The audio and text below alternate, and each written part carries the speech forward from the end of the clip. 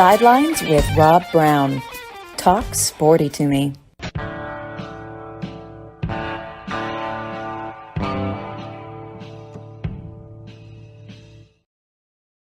right, Rob Browne here with you on this Friday morning. Lot to talk about today. We've got full lineup as always on every show. A lot of games to cover, but today, salute to our veterans. Tomorrow technically is Veterans Day, November 11th, but I've already got a number of texts. Casey Goodjohn out in Claiborne County, Texas. He's heading over to A&M for their game with Mississippi State, and he wanted to say shout out to my Warrior brothers and sisters in the happy 248th Marine Corps birthday. Semper Fi. Casey Goodjohn, Claiborne County, Texas, but he is heading to College Station, and we all have it. I was with my brother-in-law this past week up in Clarksville, 26 years in the Marine Corps. That's also Fort Campbell, 101st Airborne, the Screaming Eagles. If you know veterans, do something kind with the expectation of getting nothing in return. I know Kurt served in Somalia, Afghanistan, Iraq, and he was not there on vacation. So thank these people for what they do. They sacrifice a lot, and so do their families, their wives, their girlfriends, their children, their parents, grandparents, everybody. It's unbelievable. We have the best military in the world because they're the only ones in the world who are truly fighting for something, and that is absolute freedom. Andy Humphrey's going to join us here in just a second from the Tiger up in Columbia, Missouri. I'm excited to get him on here because Eli Drinkwitz, this is a guy that if you know anything about football, he's from Alma, Arkansas. He's got a high football IQ. He wears blue and white seersucker suits, and he was 1 year at App State before he came to Columbia. He was like 11-1, 12-1. He is building a program up in Columbia quietly. He's doing it. I wouldn't say so quietly, but what do you need to know about him? Well, they're lost at home by 10, 49-39 to LSU. Gave up a lot of points in that game. They go on the road to Georgia, 30-21. They gave Georgia all they could handle. They got the leading rusher in the conference, Cody Schrader. They got a good team. Andy Humphrey knows a lot about Missouri. We'll talk with Andy. We'll also be talking with Tommy Kane in the second segment over in Charlotte, ACC Report. Tommy will be checking in with us. Hour number 2, in transit. Yancy Porter on his way to Athens for the Ole Miss Georgia game. Ken Capps, Football Writers Association, will check in from on his way down to, I believe, going to Austin today. All kinds of stuff happening with him. And Bo Carter, National Football Foundation, Baseball Writers of America in Carrollton, Texas, just north of the Metroplex. We love to say it because it's such an annoying term. We do this 25 times a month, over 300 shows a year. Repetition is the mother of all skill. Just remember that. Most of the time, a podcast is like a giant run-on sentence. We break this down because it's on radio as well. So we do it, have a lot of guests, get the best content that there is anywhere. So let's bring them in here right now. Andy Humphrey. Andy, tomorrow in Columbia. I've watched Missouri growing up in Memphis. I remember when Warren Powers coached there. Of course, I thought Gary Pinkel's one of my favorite coaches of all time. He was a classmate, teammate at Kent State with Nick Saban. Under Don James was their coach. That's their mentor. And the way he left Missouri, I think caused the problems that Missouri kind of went through for several years. You got a guy, Eli Drinkwitz, that you get to be around. He's funny. People say he's quirky, he's weird. I think he's great. I like him. I think he is a smart football guy, and he's building a program. And that NIL program that y'all have in Missouri can't do anything but help. But let's hear your story, your side. Tennessee and Missouri tomorrow, the CBS game of the week. Yeah, I mean, everything you've said about Eli Drinkwitz so far, it's kind of what he's been building toward. Yeah, Yeah. like when he first got here, it was just his second year as a head coach, and he was, kind of still trying to figure out how to be a head coach. I think at times, he thought right away, like, look, I can come in here, I can, make my stamp on the program right away, and also I can be the head coach, the offensive coordinator, and the quarterback coach at the same time.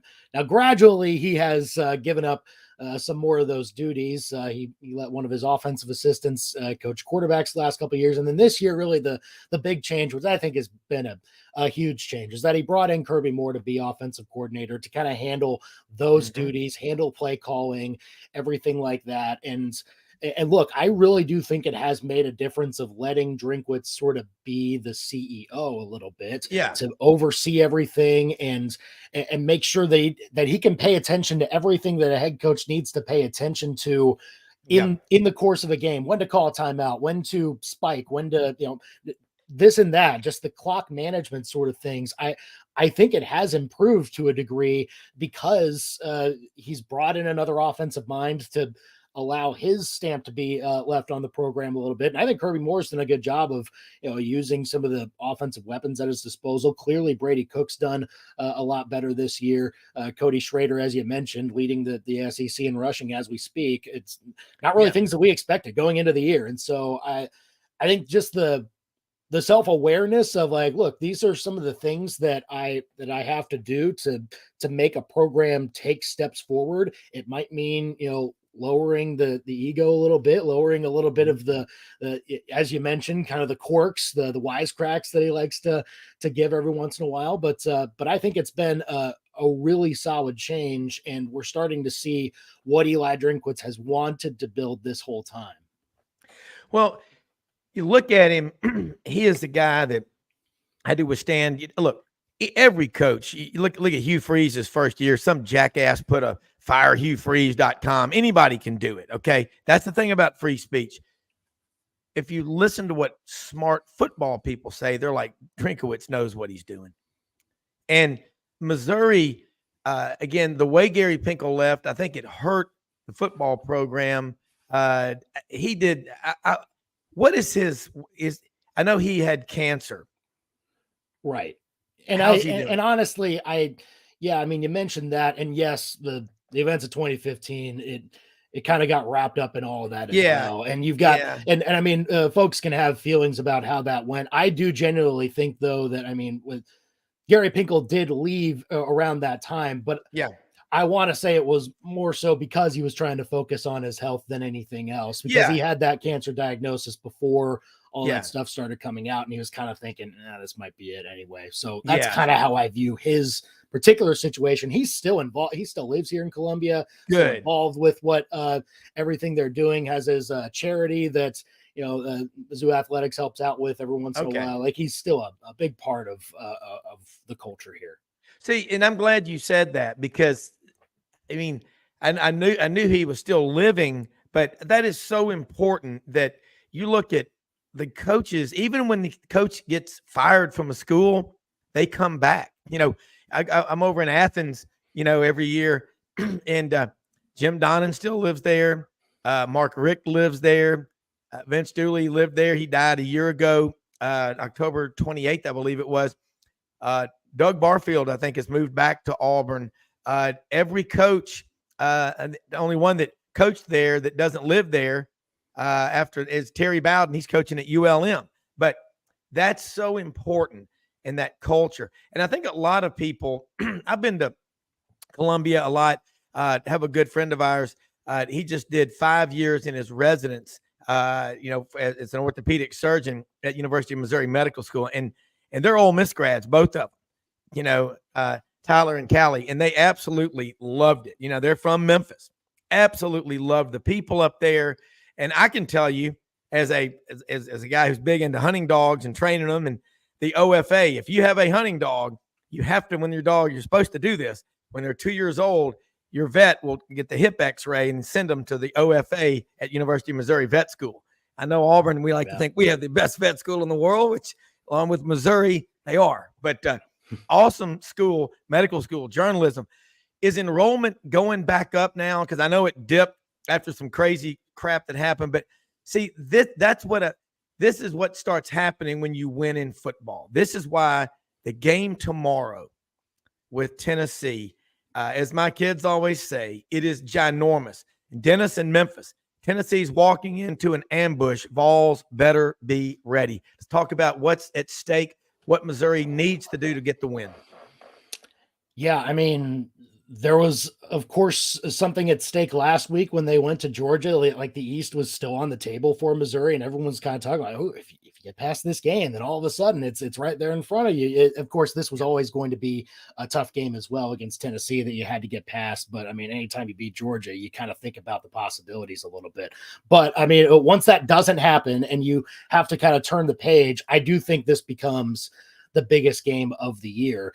Tennessee has not just beaten Mizzou the last few years, they've had good old fashioned ass kickings. It's just been it has not been a contest the last few seasons when you're talking about Eli Drinkwitz going up against Josh Heupel. So, I mean, there's obviously a bad taste in the stomach for Mizzou folks when they see that Tennessee team coming in once again, and they feel like they can match up with them a little bit better this year with the personnel that they have. And look, I mean, first of all, for both of these teams, I know Tennessee, the East is technically still on the table for them. They need some help. But I mean, I'd say for the long scheme of things, this is probably an elimination game for a New Year's Six. It doesn't guarantee that the winner's going to be in a New Year's Six bowl. They probably still need some help, but the loser certainly is out of that conversation.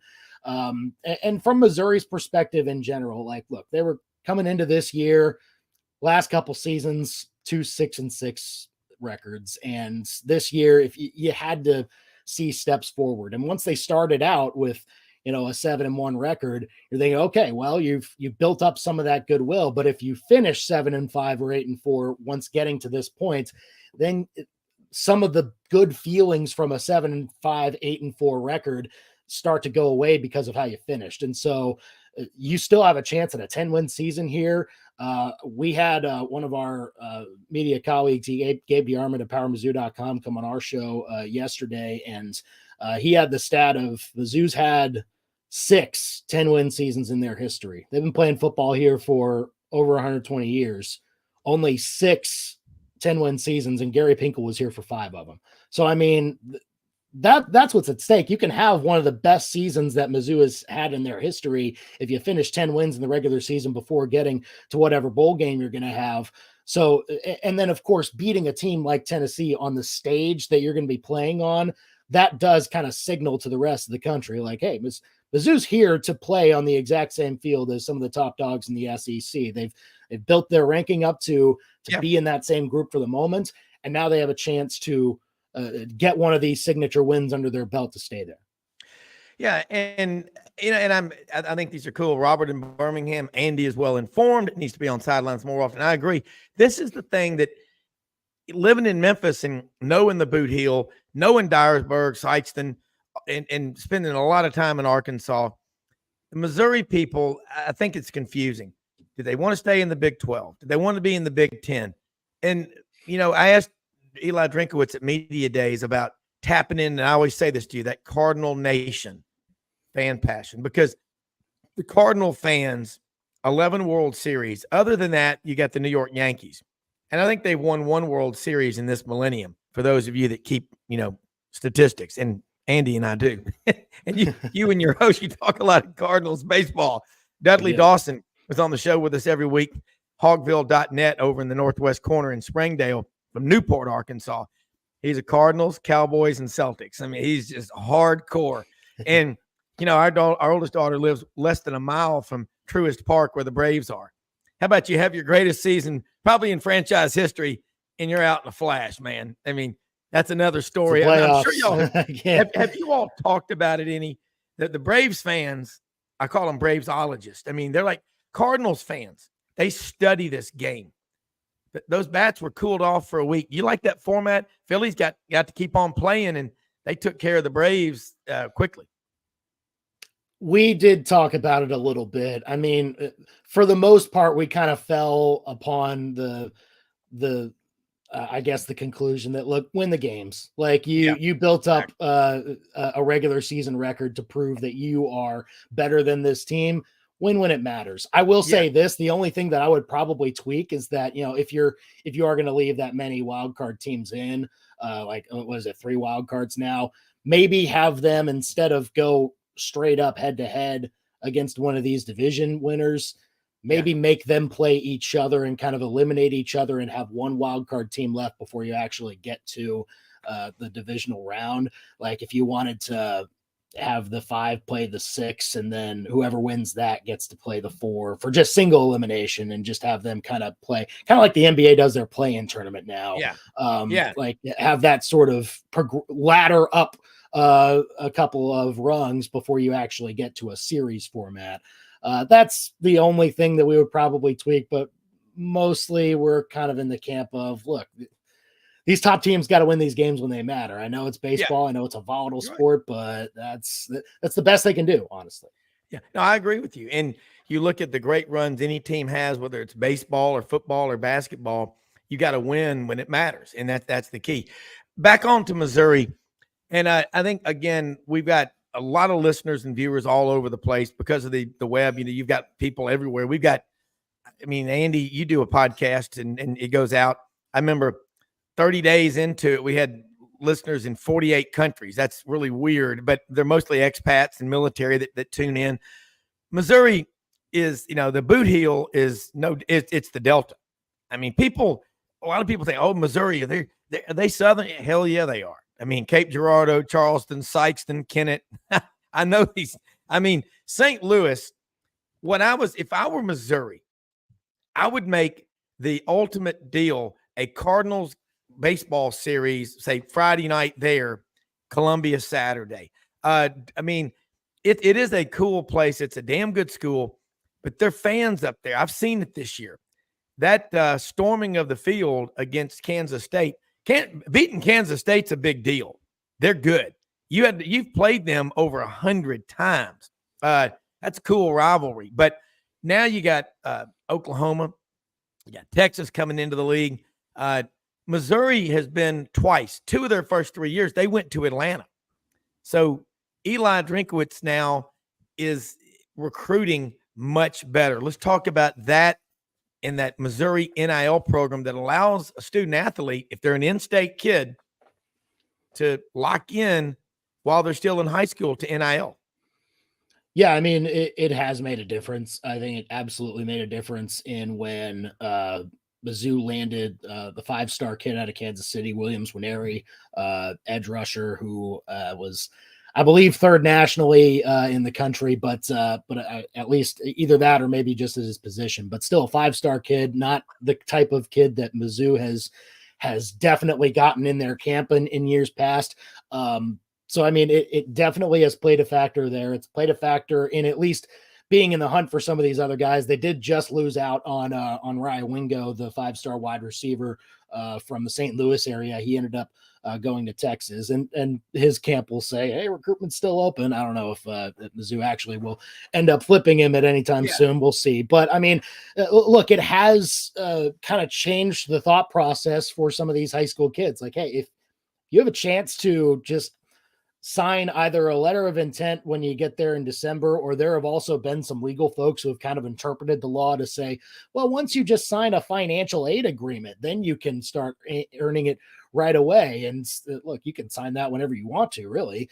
So, that's kind of changed the game a little bit, of not only Mizzou having a competitive, bankroll for NIL money. And it seems that that's the feeling that's folks around the country are realizing that Mizzou's got the ability to spend with some of these bigger players as well. But it's also that added incentive of, look, these kids can earn this money a lot sooner than they would have, because I think usually across the country, I think the rule is you got to wait until you're on campus. And once, but here, supposed to, if you're, right. Yeah, exactly. Who knows what that means? Yeah, whatever it is. But no, look, if you allow these kids who are in state, and look, that's been an emphasis of Eli Drinkwitz's recruiting efforts too. Like he said from day one, like, look, state of Missouri, we got to try and lock down the borders. St. Yeah, Louis, Kansas City. There's a lot of talent here. And yeah, to a degree, he has definitely put it into the minds of some of these highly ranked recruits, and especially St. Louis, but also in Kansas City to a degree, that look, Mizzou can be a place where you can stick around, play close to home, family doesn't have to travel all that far, and also earn some money while you're at it. Yeah. Well, it's true. And, I worked for A.G. Edwards for 8 years and up there at Market and Jefferson from May 93 to April of 01. Spent a lot of time in St. Louis. Spent 3 weeks one time in training alone. Went down to Laclede's Landing, Union Station, Deerdorf's, the vegetarian restaurant. It's an awesome city. I mean, it's just St. Louis. I've been going up there since I was a kid. I remember in second grade or whatever, going into the arch, and the wind was really, really strong that day. That thing was shaking. And my dad's an architect, and he said, boy, concrete has no tensile strength. See, that's what this is. So there's a little bit of sway built into it. Trying to explain that to a 9-year-old kid. And that's when I learned about, okay, it's all right, but it's a remarkable city. It really is. And it's got about 35 suburbs like, that you have in Nashville with Belle Meade or Mountain Brook and Vestavia. It's got 35 of those. There is a spitload of money up there. Now you're getting these people excited about college football. I don't think people understand when you go to Minneapolis, went up there for the Final Four one time in April of 92. At that time, there were 34 Fortune 500 companies headquartered in St. Louis. I don't know how many are headquartered in St. Louis, but there's a lot.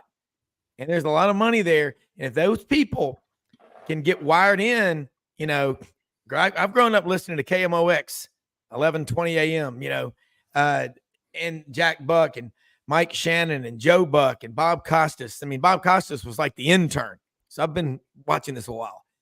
But that's the thing. This game tomorrow, I like Thomas and Dyersburg. Mizzou is looking at this game as their launching pad. Tigers will be ready. The students, the crowd, talk about that. What's the vibe up in Columbia this week? Well, look, I mean, as far as the crowd, things have definitely changed. This is now the 4th consecutive sellout that Faurot Field has had. That hadn't happened since 1980.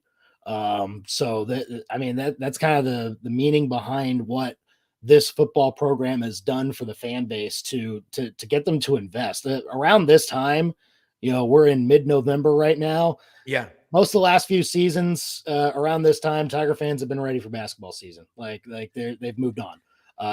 Not now. Like it is kind of setting up to be a pretty big weekend too, because the basketball team hosts Memphis this week for what will be a pretty good non-conference game. That's tonight, and then tomorrow they have this big Tennessee football game. So I mean, just the passion is definitely there for both programs. It's definitely been a testament to what Desiree Reed-Francois, the athletic director, has done to kind of improve the game day experience a little bit too. And other than that, I mean, you have to win the games. You have to prove that you can be on the same field as some of these top teams to have the fan base buy in. And very clearly they see what this team can accomplish down the road. And so, I mean, they've showed themselves that they're ready. Like they're ready to buy into this program for the next few years or so, and do whatever they can to push this team to the finish line. So I mean, yeah, they just winning this game for Mizzou tomorrow could keep proving to that fan base that, look, what you're investing in is actually working. It's actually turning into a product to be proud of. And look, the first proof of that was, as you mentioned, that win over Kansas State, where they hit the 61-yard field goal to win it. I think another big win that was kind of an inflection point was when they went to Kentucky, a team that had been a thorn in their side the last few years, went to Lexington in a tough environment and won by 17. Like there seemed to be you could say the Kansas State win was Eli Drinkwitz's biggest win since he's come here to Mizzou at the time. Then it was replaced by Kentucky. And now I think if you win this game tomorrow, it gets replaced again. So it's just building up and up. Yeah, it really is. And you talk about a launching pad, and I'm sure, Gary Pinkel, he's there. He can talk about success they've had. 10 10-plus win seasons. He had 5 of them in his 14-year career. And there's a lot of talent up there. St. Louis to Kansas City, across the state, what is it, about a 6-hour drive? Across the state from St. Louis to Kansas City, about 4 hours. I'm sorry, four Yeah. on 70. Correct. On I-70. So and I think about, because I've done it many times when we go pheasant hunting out in Iowa and South Dakota. You look at the pro poll. There's no other SEC state that has a Kansas City, the Royals, and the Chiefs, and then the Cardinals. Yeah. That's the thing, and that's what Eli's up against. But you are the University of Missouri. That means a lot, doesn't it? Well, yeah, and look, it works to your benefit because you got those two big metropolitan areas, right, that you can draw from, and you're right. A lot of other SEC states, in particular, don't really have that. I mean, there are some, like Florida's got some pretty decent sized metropolitan areas, I would think. Texas, of course, being a bigger part of the SEC now after this year. So, but I mean, you're right. It's kind of a unique spot for Mizzou to be in. I mean, you talked about, do fans want to be in the Big 12, the Big 10, the SEC? I mean, you could have lumped them into any conference geographically, right? So they can draw from a lot of different spots compared to maybe other SEC schools. But yeah, it definitely, you're seeing the maximum potential, I think, of what could be for the football program going forward as they kind of reach up a little bit further than they had been in the last few years or so. And look, Eli Drinkwitz was trying to sell it the last few years. It was hard to see the last few years, but now all of a sudden we're seeing the proof. Yeah, and I want to do this. If you can, I want to take a quick commercial break and come back. I got a bunch of questions coming in. Most of them come in through the text line, which means I got to type them in while we're talking, but you're making a lot of really salient points. And I think where I want to go is you're starting this season is so important to Missouri because there were a lot of people. If you listen to a lot of the shows, you watch Paul Feinbaum, you've got people that'll call in and say things. But you know what? Most of those people that are critical like that, they haven't ever bought season tickets. They don't support your program financially because if they did, they wouldn't talk like that. Tocar suka besa. Use your head. You know what I'm saying? Yeah. And so you're right. Yeah. They really don't. So we're going to take a quick break. Andy Humphrey from the Tiger up in Columbia, Missouri is kind enough to join us this morning. We'll be right back. I'm going to go put on something warmer because it is cold over here at the house. We got back last night about 7, but it's cold. But we got lots of hot football talk right after this.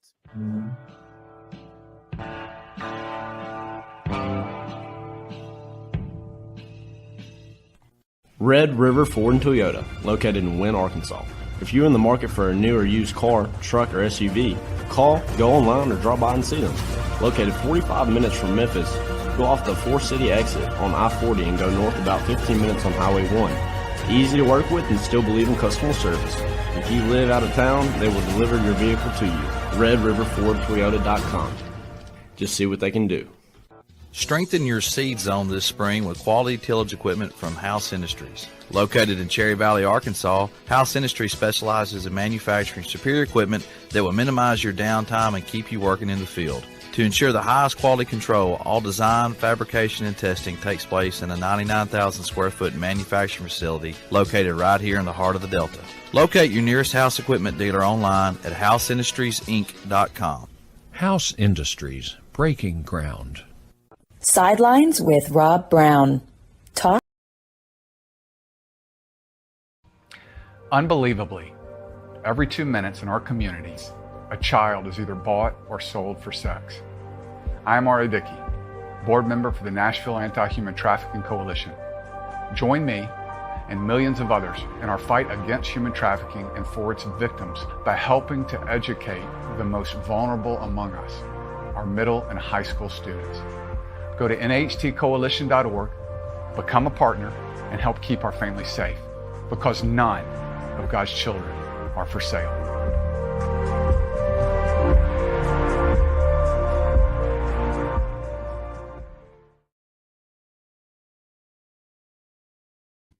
I'm back with Andy Humphrey up at the Tiger in Columbia, Missouri, talking about this Tennessee-Missouri matchup coming up tomorrow. You go on the road to Georgia last week. At many points in the game, you probably thought, hey, Missouri's going to pull this thing off. You got the leading rusher in the SEC. Let's talk about the line of scrimmage. Tennessee's, front seven versus Missouri's offensive line. Yeah, I mean, if you talk about Tennessee first, like the best rush defense in the country, or not the country, but I mean SEC for sure, and up there in the country rankings. But look, I mean, it's for Mizzou specifically, their offensive line has definitely shown some big improvements, and it's done it largely with the same personnel. Left side of their line has all kinds of experience. You've got, I think, an NFL player in Javon Foster at left tackle. Xavier Delgado right next to him at left guard has made some real strides forward in his COVID senior year. And then, on the other side, these guys that they brought in, they brought in a transfer from Houston, Cameron Johnson, to kind of bring some sort of depth at either the center spot or the right guard. He's kind of settled into the right guard position recently. There have been some injuries on that position that have kind of changed things around here and there, but he's sort of held that down for the most part. Connor Tollison has been at center, and there's been some snap issues. Like Brady Cook has had some instances where he wasn't expecting the snap and he's tried to make the best of the situation. But I mean, other than that, Connor Tollison's made some huge strides forward in run blocking and everything like that. And then a younger guy in Armand Menbu on the right side has been making strides forward. But I do think when you talk about Cody Schrader and the running back the Mizzou's got right now, I mean, last offseason, 2022 offseason, he comes in as a preferred walk-on. He was a D2 guy at Truman State, just north of where Mizzou is. And he led all D2 in rushing and thought, if he comes in as a preferred walk-on, that's great. He might be a nice scout team player, And because Mizzou already had some younger talent that they wanted to maybe try out at the running back spot. They brought in a transfer from Stanford who was also a local kid that was surely going to get some carries. They had a holdover who was going to be a junior. So, I mean, the room was getting a little crowded, and then all of a sudden Cody Schrader starts impressing the coaches in practice, and he takes the first snap in 2022, or the first carry in 2022. And last year, kind of a 3-4 yards in a cloud of dust type of back. But this year, all of a sudden, he's putting up 100-yard games against Georgia. Like, this is all of a sudden becoming a guy that is proving people wrong time and again. And look, I look at the matchup with Tennessee's run defense, and I think, I don't know if Cody Schrader is going to quite reach 100 yards, but again, he keeps proving people wrong. Like, he might just do it. So I do see that as a big part of whether Mizzou can find success here. If they can run the football against this Tennessee team, like with consistency, then that all of a sudden opens up some more spots in your playbook where you can let Brady Cook air it out a little bit more. Tennessee's pretty good on the back end defending a pass, but not as good as they are defending the run. So if you're able to crack a few holes into their run defense here and there, if Cody Schrader can make the defense think about maybe committing more numbers forward, then all of a sudden you've got some possibilities opening up for Mizzou.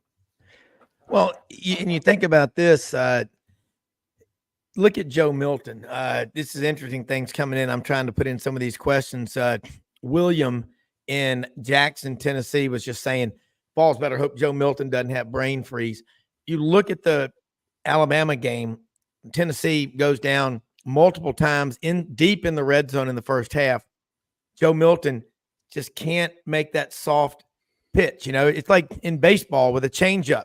You come with a fastball at 97 miles an hour right over the plate, and you come with one at 74 miles an hour. It's just, people are right. You've got to get inside people's heads.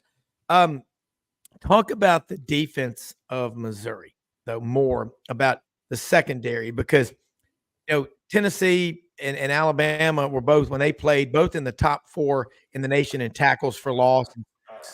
And I know just a few more minutes, I know you got to get going, but I want to get into this. We got to get you back on more often, because the thing about Eli Drinkowitz's teams they're well coached.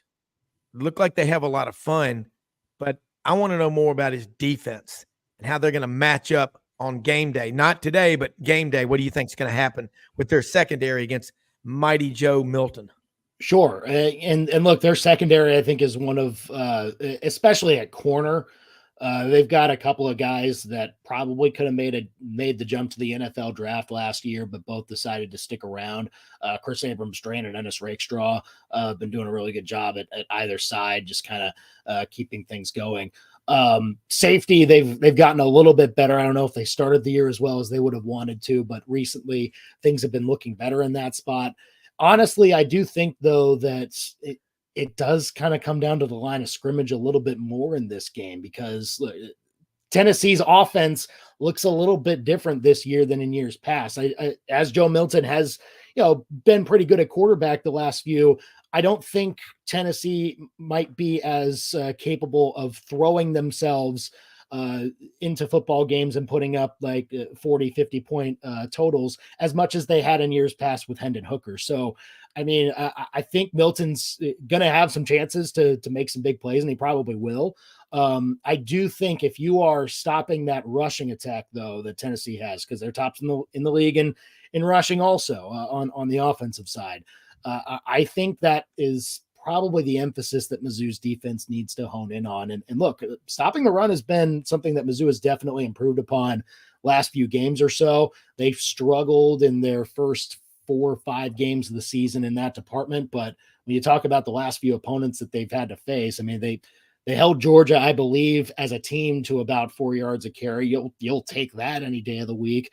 And other teams, like they held Ray Davis. He had a great first quarter against Mizzou, but then last 3 quarters really was limited in Lexington. So that'll be the big question is this Mizzou defense starting to be a little more for real when they go up against what I think will be their toughest test of the season, holding down that big stable of backs that Tennessee brings to the table.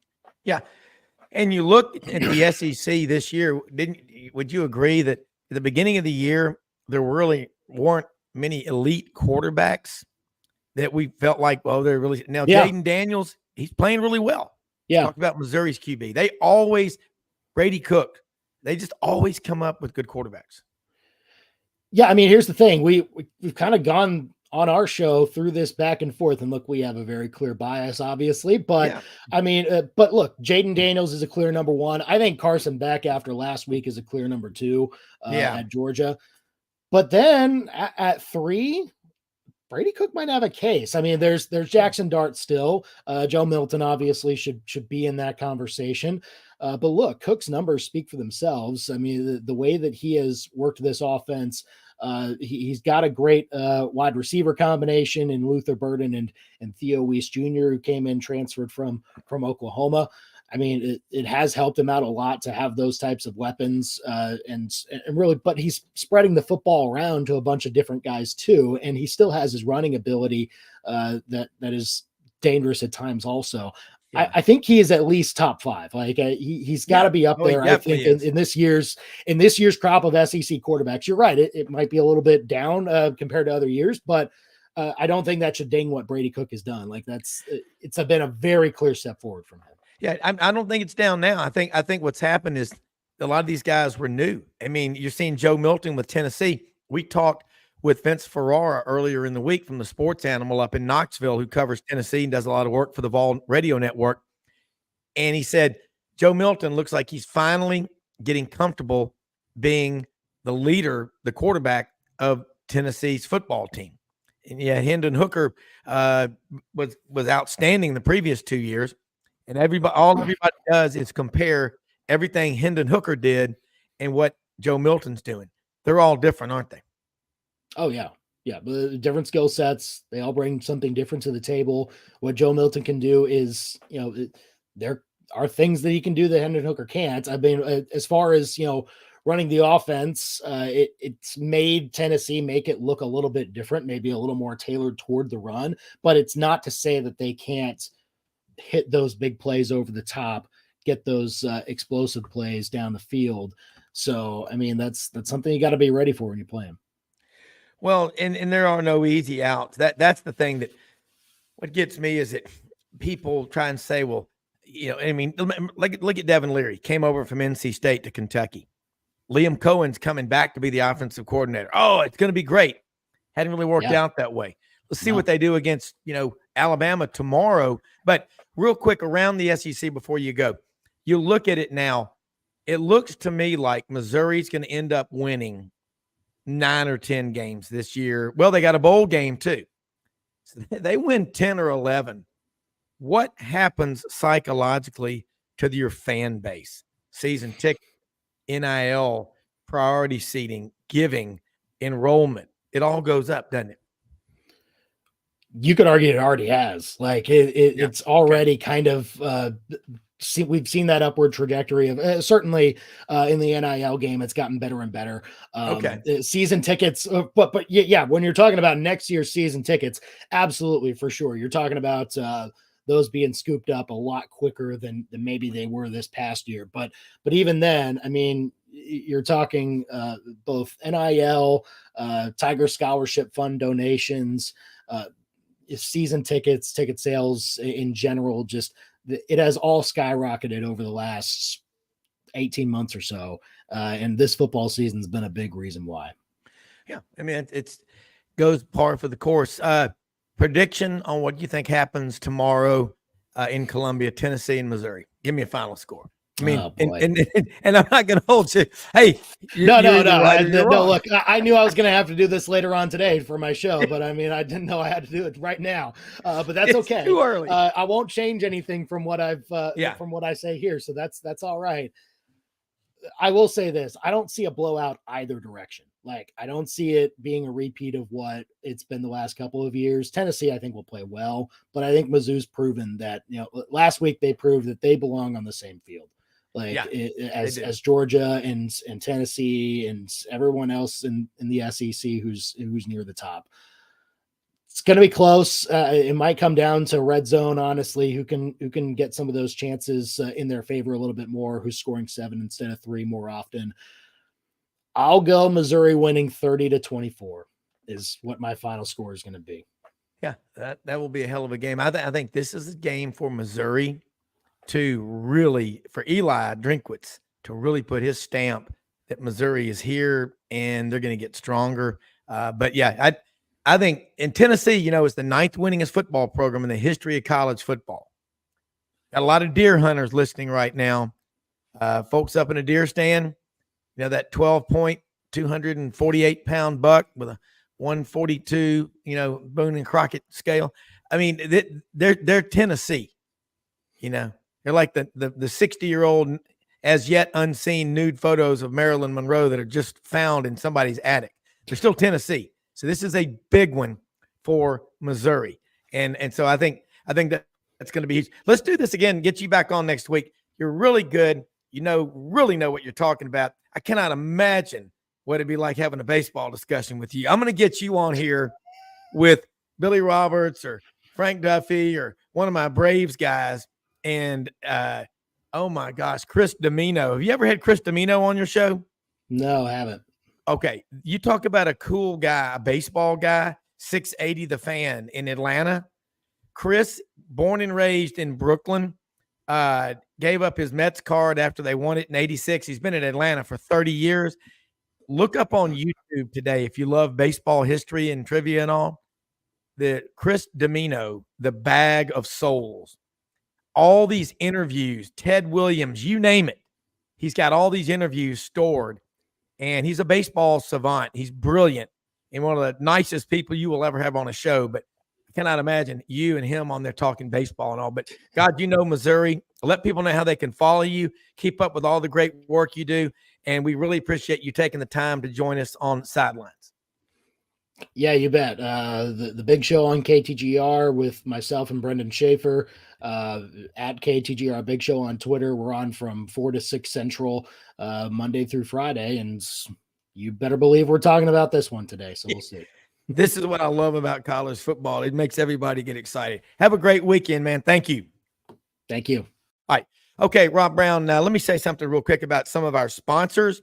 Want to say that if you are in the market for a new car, truck, or SUV. Red River Ford Toyota is located 45 minutes from Memphis. No vehicle payments on all vehicles at Red River Ford Toyota in Wynne, Arkansas. No vehicle payments until 2024, okay? They've got tons of vehicles in stock. I was over there last week getting my car serviced. I take my car and my truck over there for service. They do great work over there, okay? Lynn Hutchison, the new service manager. He came from a Nissan background where they won the Excellence Award 5 years in a row. Great team over there. They're working. They'll video when they're doing the work on your vehicle, and they'll send you like a condensed version, less than 2 minutes, of what they're doing to your vehicle. It's kind of cool. I've never seen that before. Justin Wynn, the general manager, Rusty Howard, Greg Smith, all the great salesmen over there, committed to making the buying experience the best it can possibly be. Also,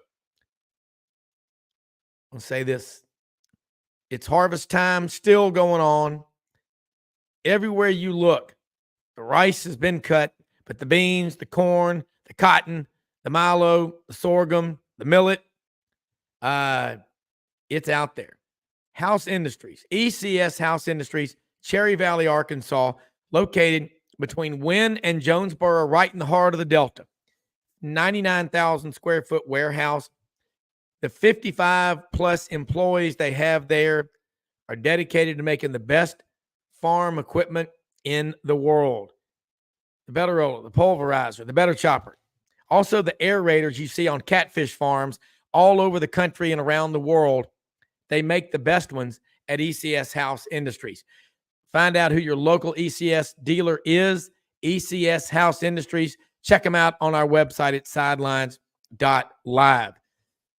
Tommy Kane going to be checking in with us in just a moment from over in Charlotte, the Queen City, talking some ACC, talking some basketball, lot going on. But I can tell you right now, I want to know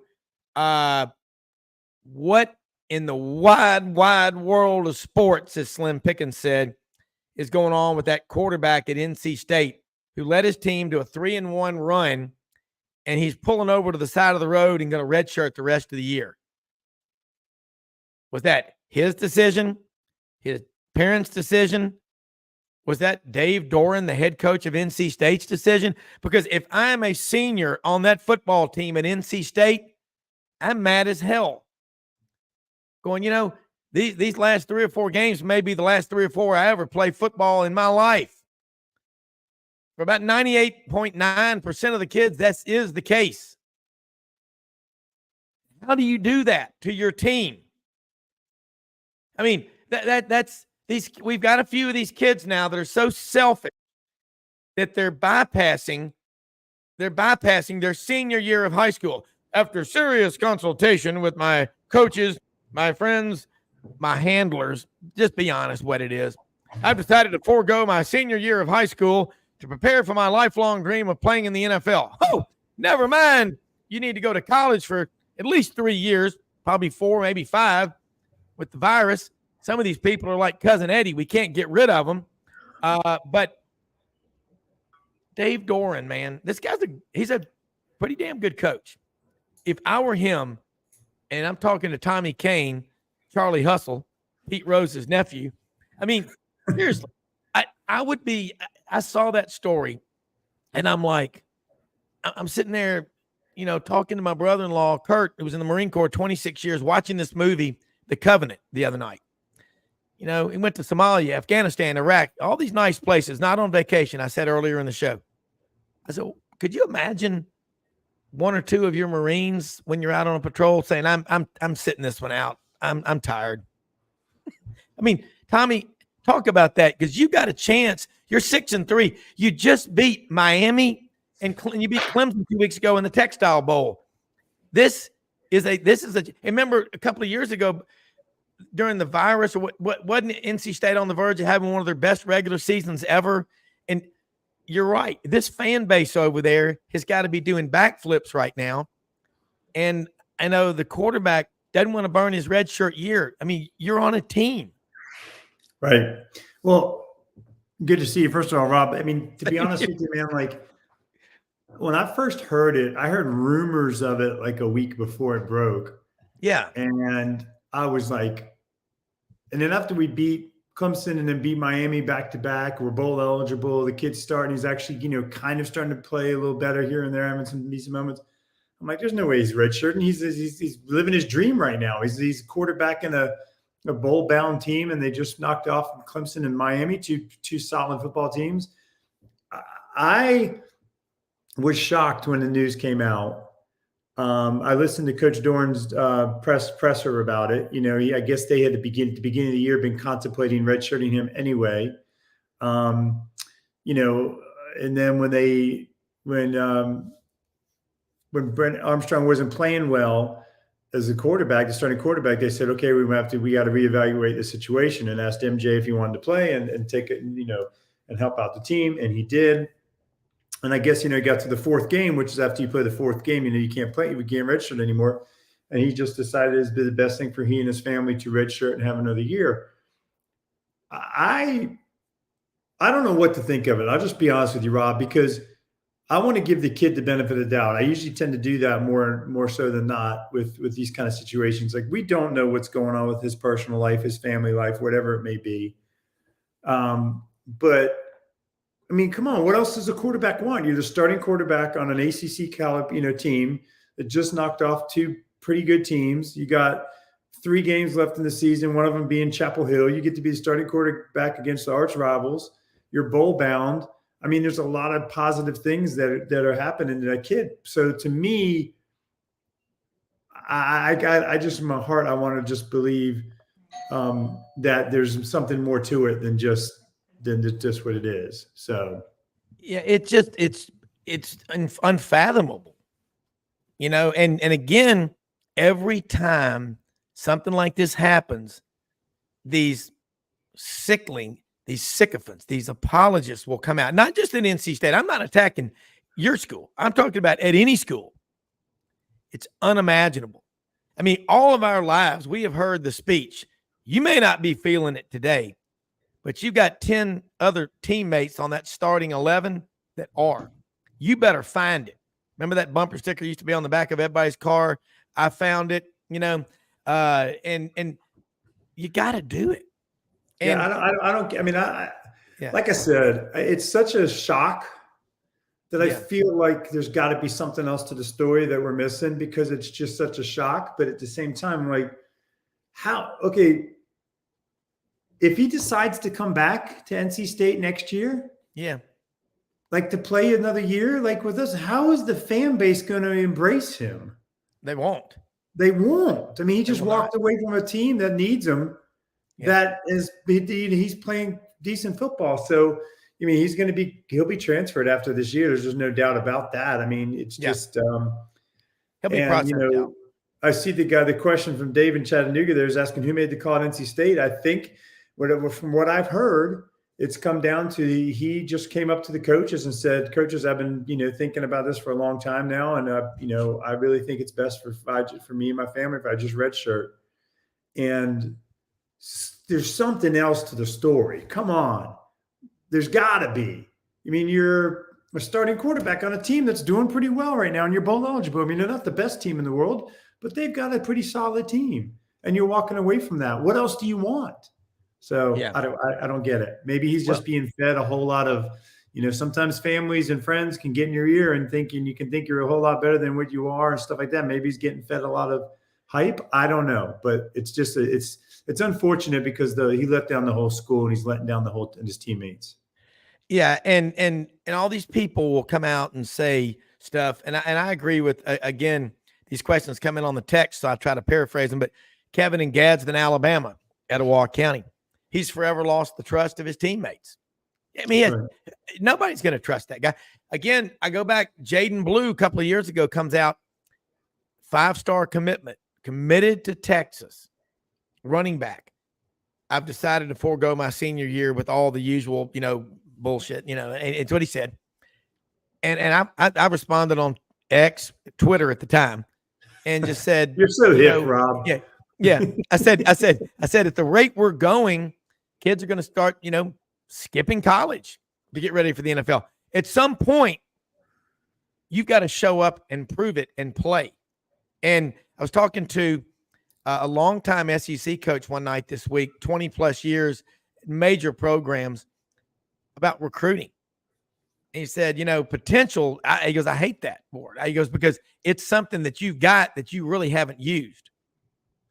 So you have to say, why haven't you used it? See, again, every time you're on, you get people fired up when they know your story. I mean, it's a commercial. I mean, it really is. It's why people love college sports. And this NC State fan base at Carter Finley Stadium. I mean, look, I don't care that Clemson's struggling this year and Miami is.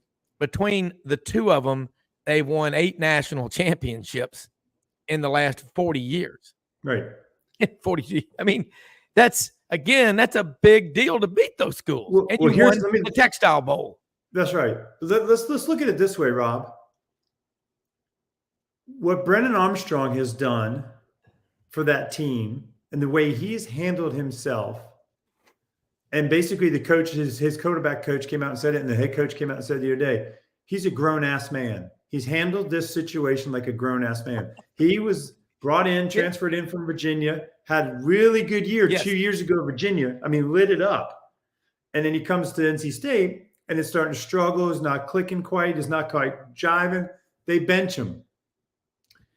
Every bit of information I've heard out of that school and things that I've read and people I've talked to said that he handled it like a true man. He said, okay, I just want the team to win. I'll do whatever it takes for this team. Last week, they give him the ball 5 or 6 times, in a running position to help us win the game against Miami. He comes in there and he busts his ass. He does what he's supposed to do.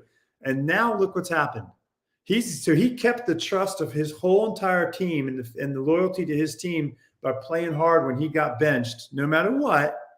And now, because of this twist of fate, MJ Morris is gone, and he's back in the starting role. You don't think those guys are going to run through a wall for him now as a quarterback because what he's gone through and now he's back in this situation?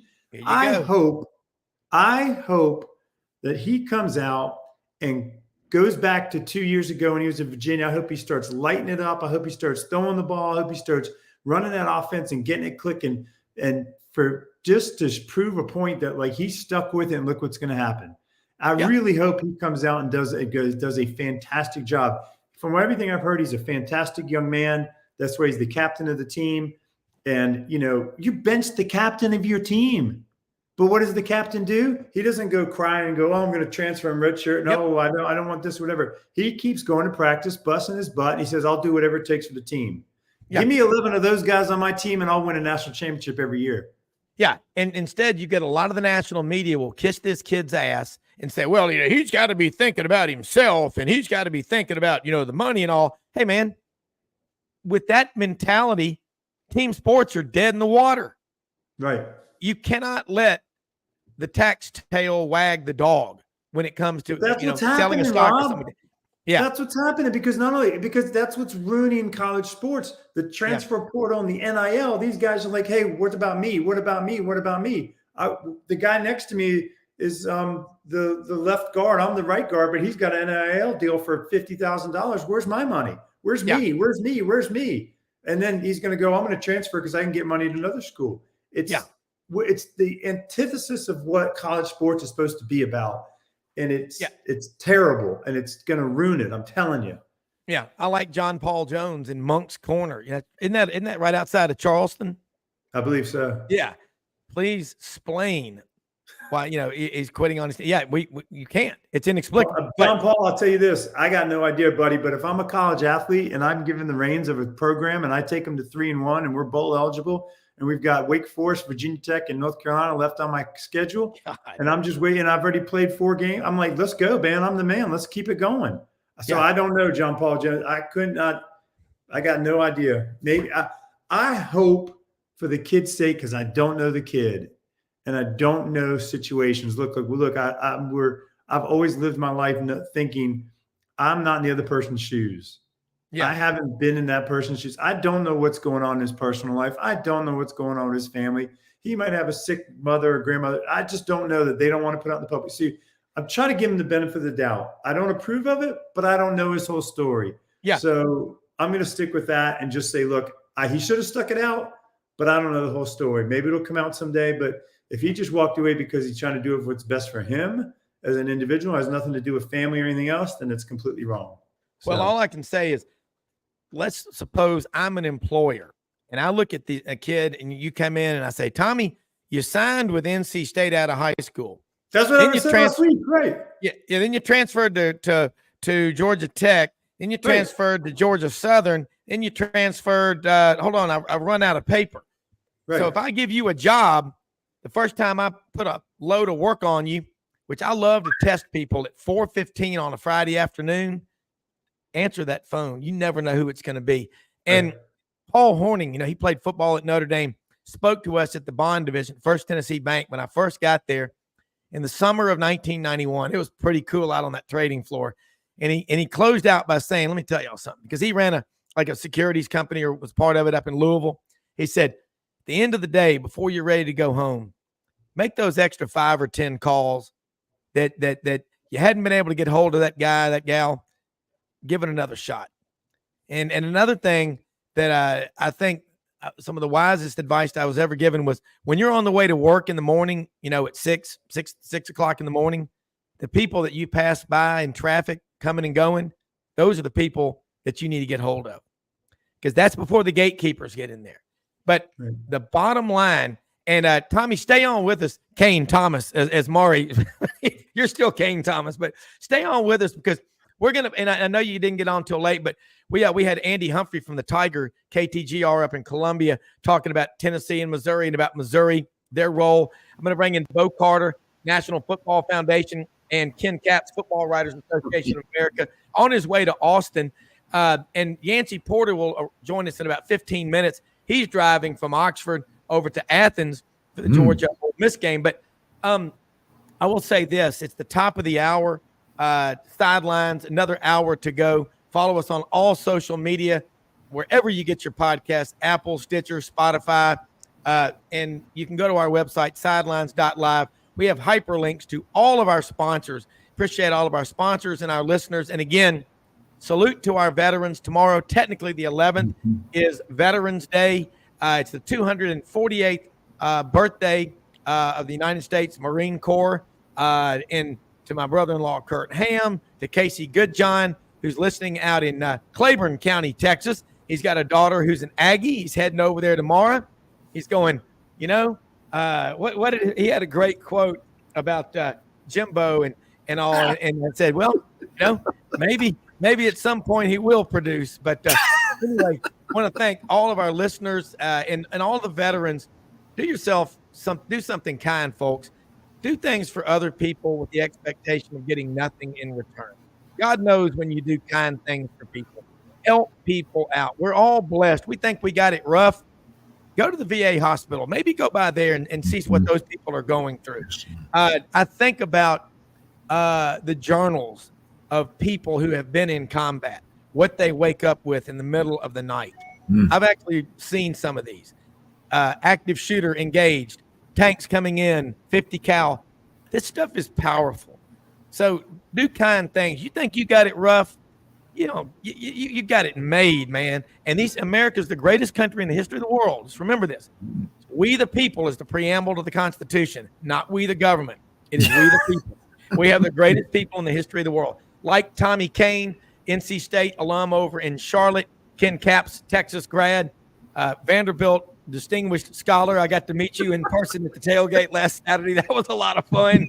But, Tommy's been talking with us about the NC State quarterback who, after a 3-1 start, just left his team. We don't know the story, but I do know, Ken, you know this about Texas. Jaden Blue decided to forego his senior year of high school. And I remember saying, well, golly, at that rate, guys are going to just skip college football altogether and wait 3 years like grapes to become good wine. I mean, what do you think about that? Tommy played basketball, was a manager, and played at NC State, walked on, would have crawled from Wilmington to Raleigh. Says nowadays I've got to get a program every week to just see who the roster is, because most of the guys, I'm like, who is this guy? They just come in on weekends, so they go to school here. But Ken, what are your thoughts about a player like this kid Morris, the quarterback, who led his team to a 3-1 start and won the Textile Bowl over Clemson, won over Miami, and those are sexy wins. I mean, that's 8 national championships between those two schools since 1981. But I'm going to bounce it around, and I love this panel because nobody on here is going to hold back. Well, right, and I agree. I agree with your guest up in the corner. I'm sorry I didn't catch your name. Tommy Kane. Tommy, I totally agree with you. We don't know this guy's situation, and I am not going to speculate about some guy until I haven't walked a mile in his shoes. It does seem really odd that after leading his team to these really great wins, and especially just like Bedlam last week, Oklahoma State beating Oklahoma, especially after beating North Carolina, that's really, you saw how mad Mac Browne got after that, and I don't know if he may have some personal issues. He may have something going on with his family. I'm not sure, but I'm going to give the guy the benefit of the doubt until we hear from the athletic department what's going on, because I really get sick and tired of so many people around the country that spout off. I mean, these are 19, 20-year-old kids, and people around the country spout off about these kids and about what they may or may not have going on in their lives, and they don't have a freaking clue what's going on. And I think that does a disservice to the player. I was going to ask Tommy too. I agree with you guys. Look, when I was at NC State and when I was a manager for the 3 years before I walked on my senior year, there was stuff. Granted, social media didn't exist, and the internet didn't exist. So it was a lot easier of a world to live in. But there was things going on in our program all the time that nobody knew about unless you were inside that program. Mm-hmm. And a kid would sit out a game, and the coach would say, "Oh, he's not feeling well," and maybe he wasn't feeling well, fine, but there might have been something else going on, like he missed a class or two, or did something else, or maybe his mother had just found out that she got cancer, and he didn't want everybody to know. And he didn't have it inside of him to play. So he's like, oh, he's not feeling well. There's always stuff going on internally in a program. And I agree with you 100% that, so many of those of us that used to be in the media or are in the media or whatever, they take these stories and just run with it like crazy because it gives them something, it gives them fodder. It gives them something to talk about. It gives them something to get all hyped up about and have opinions about. Unless you're in that program, unless you're in that kid's shoes, you don't know the situation. So you try to give them the benefit of the doubt. That, like we said, but that being said, if there is nothing else other than him just saying it's for me personally, I think it's best for me to redshirt for a year, then it's wrong because he's walking away from his team and he's walking away from the players. I tend to agree with you. Try to give him the benefit of the doubt here. Like I said, unless you're inside of a program and really inside of it, then you really don't know the story. Nobody ever does. Yeah. Rob, I was going to ask Tommy too if he had his contact number. If they had in-season transfers, Vanderbilt could use immediate help at quarterbacks. He could join the team and start next week. Right. It could be Joshua Dobbs and the Vikings. He could just walk into the play for the Vikings and not even and literally they were drawing up the plays in the huddle like you were a kid. They were like, okay, I'm going to do a post and you're going to do a slant. Okay, ready, go. Yeah. Hey, and the thing is about it, again, Ken's right. Y'all are all right. We don't know the situation, but if it's just, I don't want to burn up a redshirt year, then that's just unfathomable. You can't do that. But I do know, Ken, I remember in the 1986 Auburn-Georgia game, Georgia's starting quarterback, James Jackson from Milledgeville, Georgia, had to go to his grandmother's funeral that Saturday, and he could not play. Auburn was a prohibitive favorite in that game. And I tell you what happened. Remember the quarterback, James Johnson, big quarterback, 6'4", 215 pounds from Hardaway High School, the Hardaway Hawks in Columbus, Georgia, comes out there and has the game of his life. And Georgia beat Auburn 20-16. In fact, it was a cold November night, and the Georgia fans, a lot of them stormed the field and started ripping up the big AU in the middle of the field. And the Auburn grounds crew had to take those sprinklers and hold them and turned into a jet spray. And I saw two old ladies, I think it was the Baldwin sisters from the Waltons, get knocked off their feet and fall down the stairs. And the next year we went up to Athens and we all wore trench coats like McGruff, the crime dog, because we thought we were going to get sprayed with water. But we won handily, though, that game. But, man, I do remember that. But that was public. And again, we don't know. Tommy's right. And then you talk to anybody on a team, they say, you guys, this is proprietary stuff. Right. You can't get stuff out. It cannot. Man, the conversations that I have with my clients as a financial advisor, I am so secretive about that. I mean, people used to say, you're like the CIA. Well, I'm not, but I am. I don't let anyone know about the people that I deal with. Well, you better not. Yeah. That's my point. And one of my friends, he made a lot of money, said when he was divorced, he goes, man, I'd be out at a bar. Some girl would come up and say, what do you do for a living? And he see his car or something like that. I'm a rodeo clown. That was great. Where's your red nose? But Ken, think about this. Tommy Kane. I like this. He's the poster child of a student athlete. Think about that, though. But he is. I mean, really is. And also he's a Sigma Nu. That just makes him even better. But, think about I really believe in the power of people. And y'all get to write about them. Ken, what are some great stories going on in college football right now as a Football Writers Association of America? And I got my ballot thing now that I'm a member. Thank you for the recommendation of y'all two guys. Right.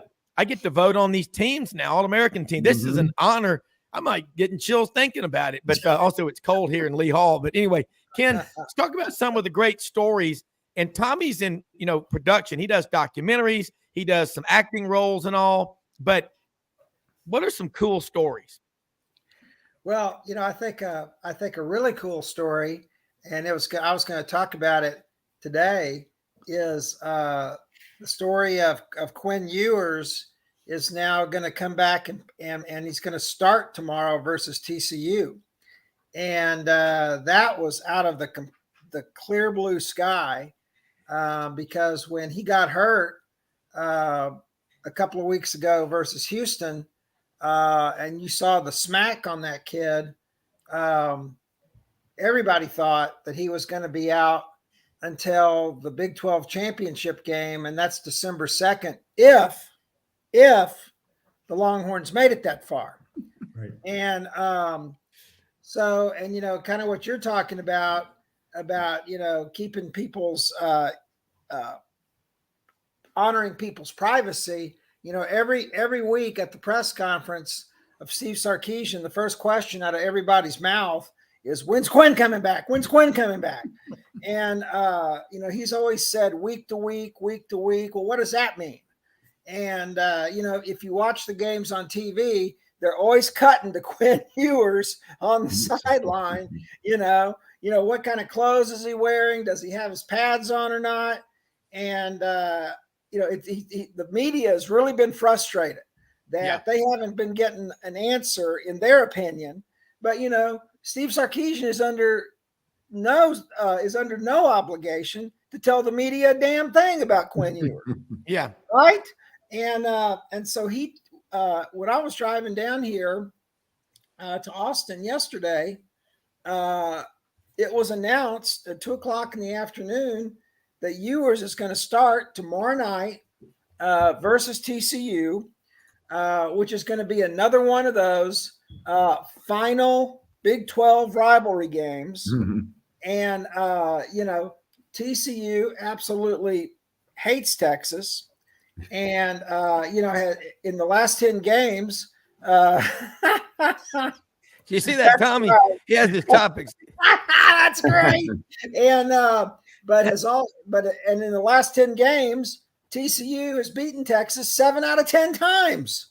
Yeah. And so it's going to be just a great storyline tomorrow for Quinn to come back in there tomorrow, and you know that the Frogs defense is going to be just coming after him every play, and there'll be a great question tomorrow: is he fully healed from that sprained shoulder, and if he can stay in the whole game? Malik Murphy, his the number 2 quarterback, redshirt freshman, has been in there, and he's thrown 4 touchdowns, but he's also had 4 turnovers. But somehow, some way, they've won those 2 games. Squeaked by, but they've won, and they're 8-1.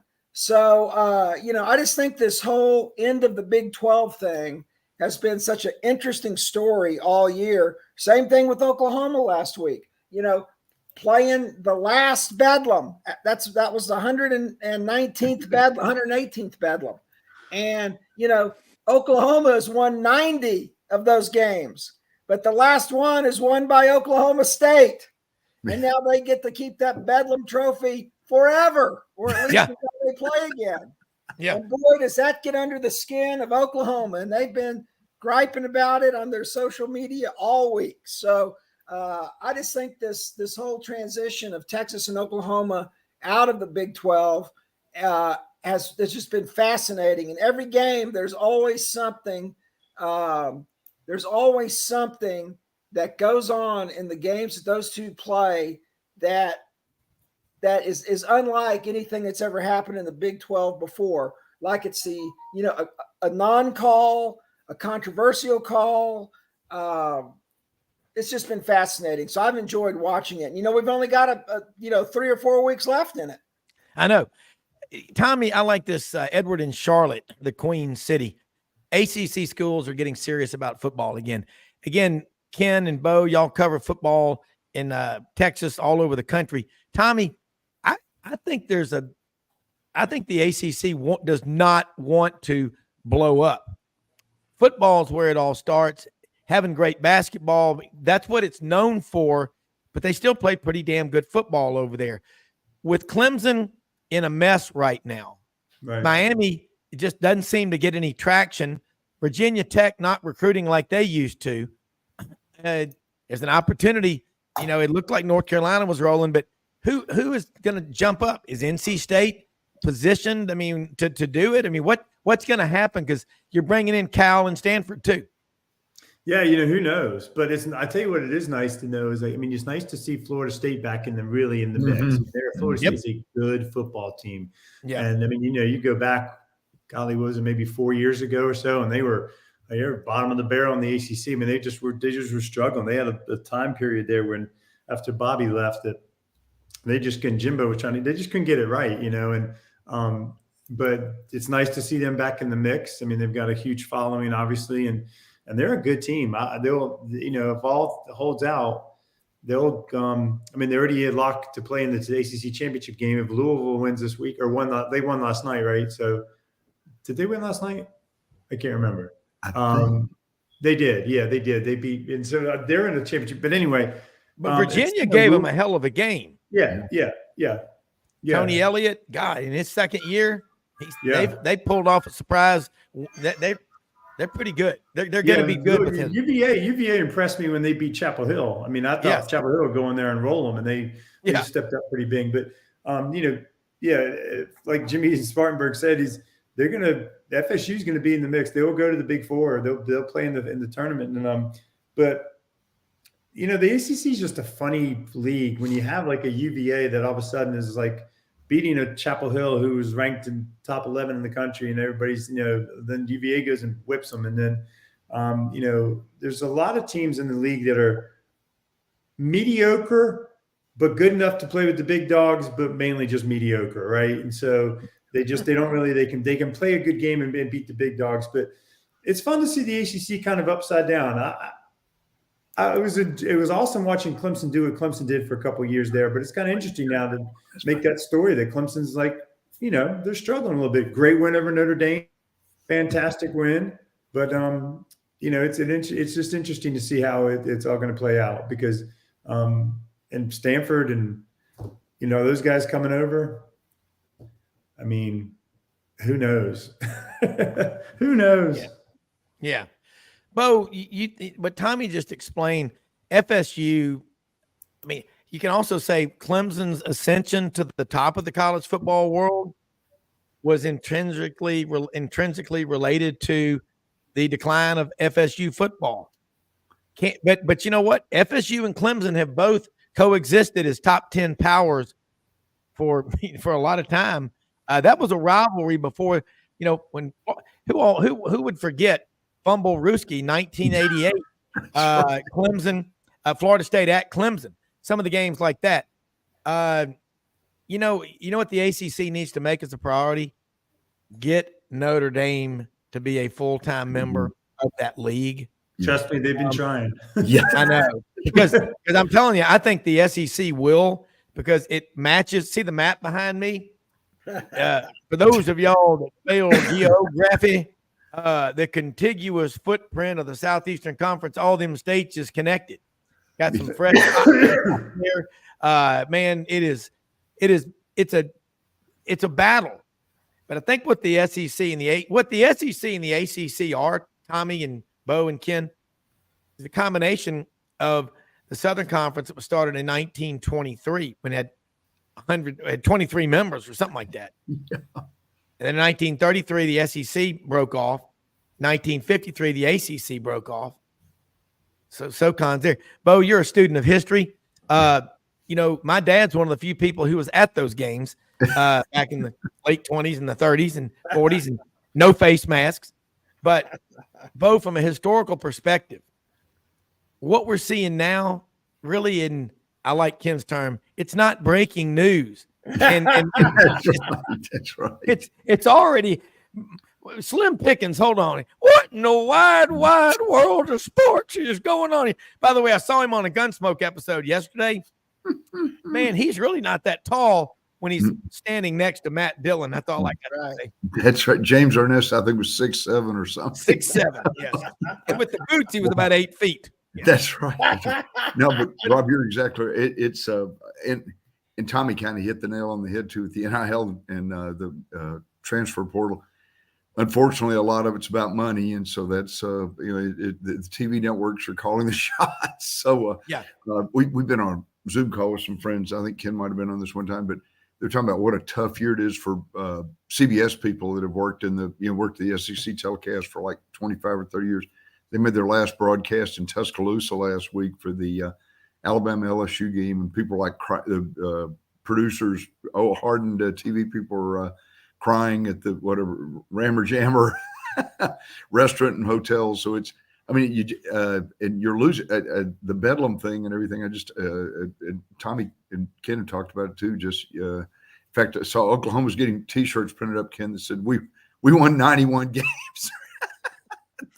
Oklahoma. That's what you love about college football. Yeah, but who won the last one? That's right. Oklahoma State. Mike Gundy has been proliferating about it for 5 months, so he finally got his wish. But no, it's Rob, you're exactly right. I mean, there were years and years where there were 20 teams in the Western Outlet or whatever, the Western Pacific Conference, and 23 in the Southern Conference. It's then they split it up, so now they're all coming back together for TV purposes. Just the hard part's to watch the rivalries disappear. TCU, Texas. And let me ask you guys, because I would like to ask Bo and Ken this, because I've been talking about. I think this could be the answer to it all, but I'm not a genius, and I'm sure people have thought about it before. But the NFL gets it right. Like, they just do it by geographic layout of you got the. Why can't, I think, in my opinion, I'm interested to hear what you guys say about it. Just get rid of all the conferences, ACC, SEC, the titles, the Big 12, whatever. Just scrap it all. Get done with it and play by regions and set it up just like the NFL. So NC State plays in the Southeast region versus all the other, and it's just that you don't only play everybody, but you play certain teams just in your region. And then the best teams in those regions kind of come out and make, maybe there's too many teams. I don't know, but it just seems like there's got to be a simpler way. And I guess I just feel like everybody gets so caught up on the conference.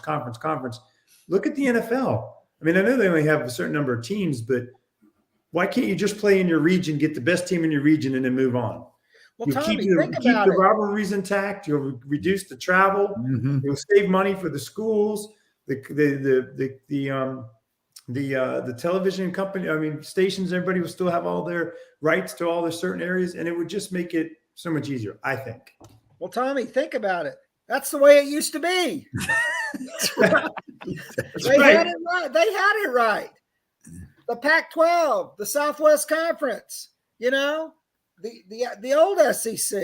I mean, when the Big 12, when the Big 12 came around and added West Virginia, everybody thought that's so screwy and everybody felt sorry for West Virginia because West Virginia was going to have to keep flying west to go to all of these different schools. And it was, their kids were going to have to be on the road constantly to go play volleyball or soccer or something like that. Right.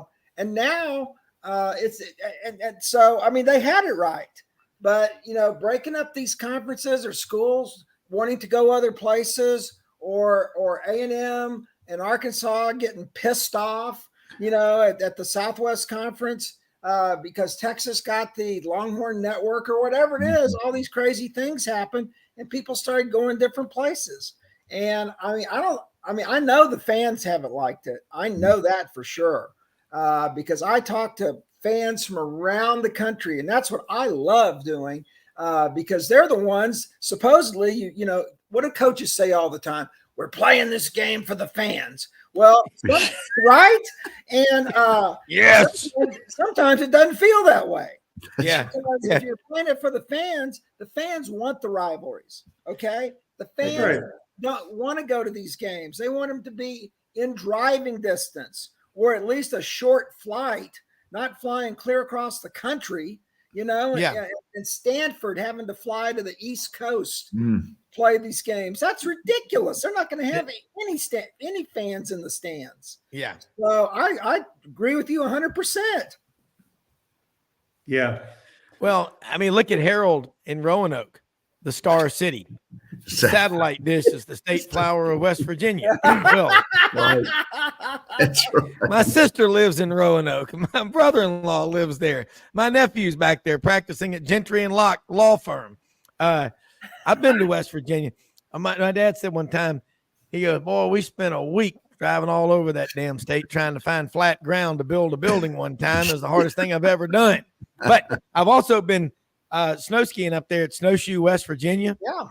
They got 2 or 3 black diamonds up there. Got a comedy club up there. It's awesome. It is such you've got the Golly and the New River. The Golly River has 3 or 4 class 5 rapids on it.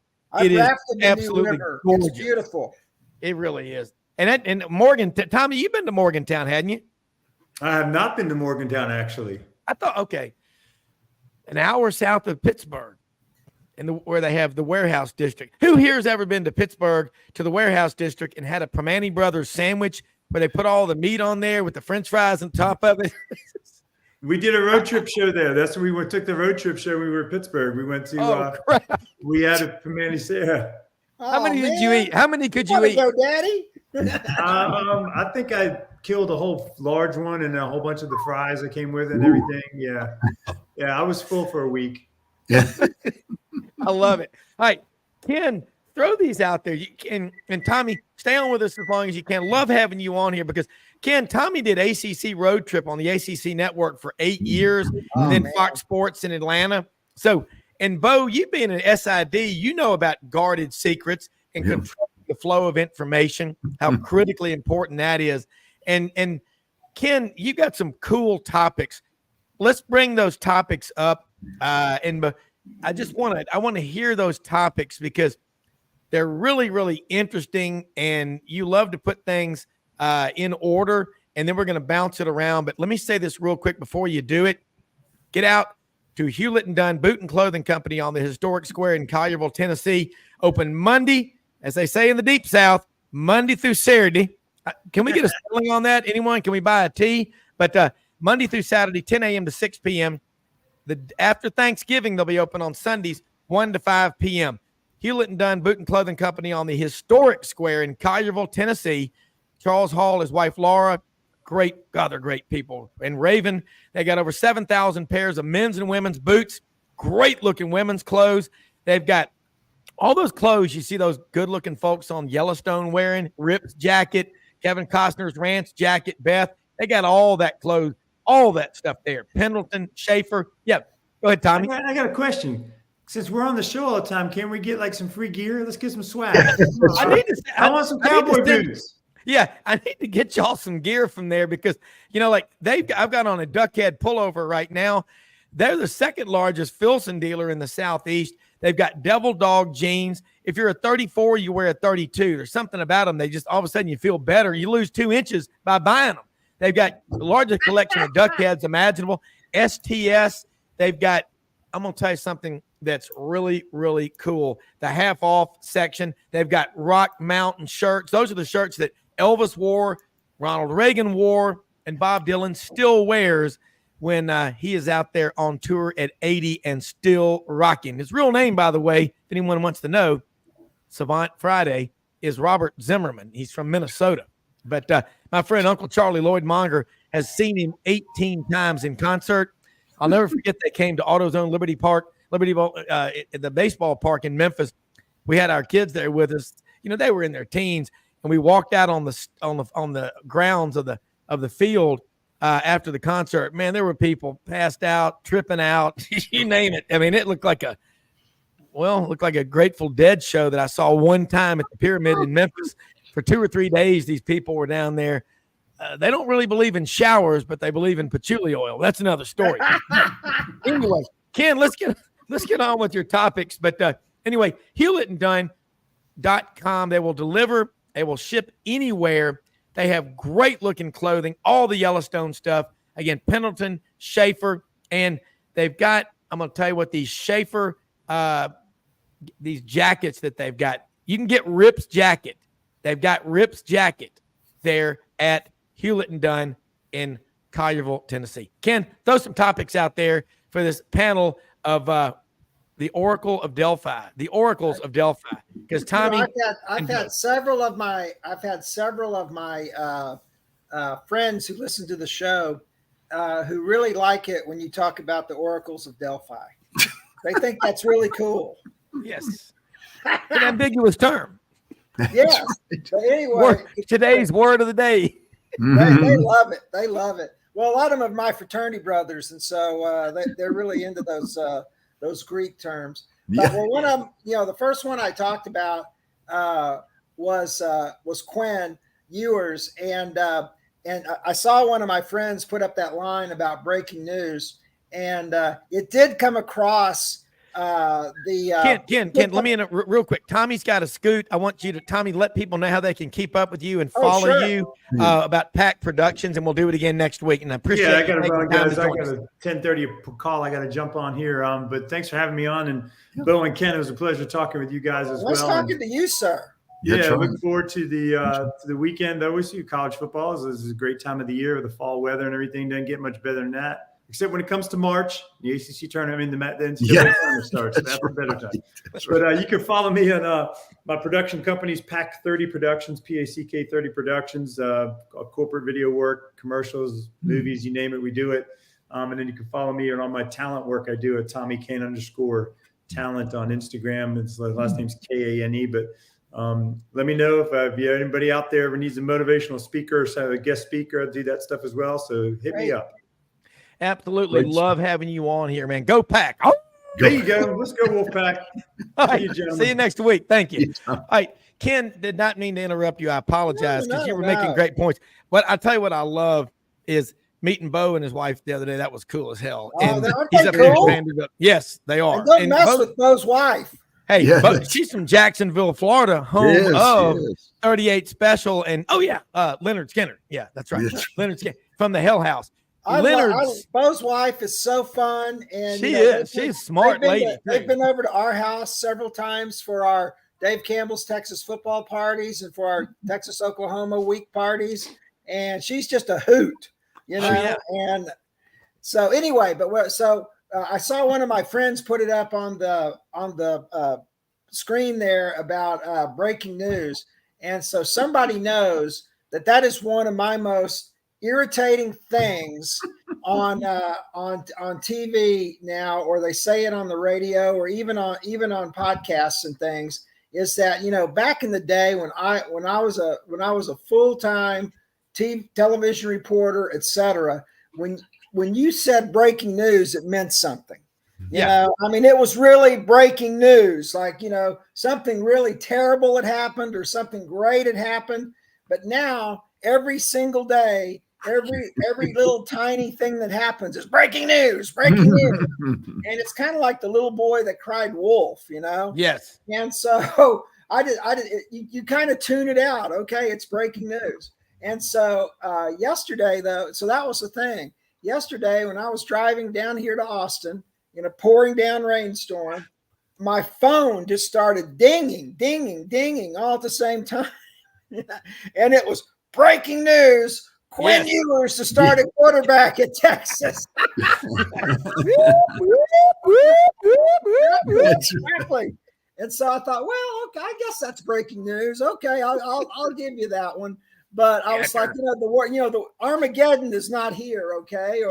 But okay, all right. Quinn Ewers is starting at quarterback. And then when I already talked about Bedlam, but here was the rest of the story, as Paul Harvey would say. So, you know, after that game was over, the Oklahoma State students did rush their own field, you know, and you know how, you know, we've talked about that many, many times. And, but okay, I was like, this is the end of Bedlam. They won the game. Boy, I was listening to the Oklahoma State radio guys for the first half of the game. And then I listened to the Oklahoma radio guys for the second half of the game. And it was just like night and day. And it was so interesting. And, you know, Oklahoma, those guys, you know, just thought they got robbed on every play. And, but I listened to the Oklahoma State post game. And of course, everybody ran out on the field. Well, of course, y'all know this, but the students tore down both goalposts. Okay. Not only did they tear down both goalposts, but then they marched them to the Theta Pond. Okay. Kappa Alpha Theta. Okay. And threw them in the Theta Pond. Now, remember, my son went to Oklahoma State, so I'm very familiar with the Theta Pond. And it is a very, very nice. It is a very, very nice water landmark there on campus. And in fact, where it kind of came to be, that's where they used to water the work animals on campus at the end of the day. Okay. I like that. Isn't that fun? So yeah, I looked up the history on that. Like, did the Thetas build this pond? I doubt it. But the school built it to water these animals. Well, anyway, they threw them both in the Theta Pond, and then they came and got them back out. Well, anyway, this is the punchline. Somebody asked Gundy if he was going to pay for the goalpost to be replaced. And you know, Gundy, see, you can always be funny when you're the winning head coach and something like that. Yes. So Gundy said, well, how much are they? How much are they? About $15,000 a piece. Yeah. He goes, $15,000. Well, that's $30,000. He goes, well, let me look into it. Maybe I can use them as a tax write-off. I love it. Hey, hold that thought. Hold that thought, because we're going to take a quick commercial break. And I like Billy. Is that Billy Shaver in Shreveport, Louisiana? Beautiful city. It's such a pleasure to hear honest and candid banter. Banter. You don't hear that word used much more because they don't teach vocabulary much anymore.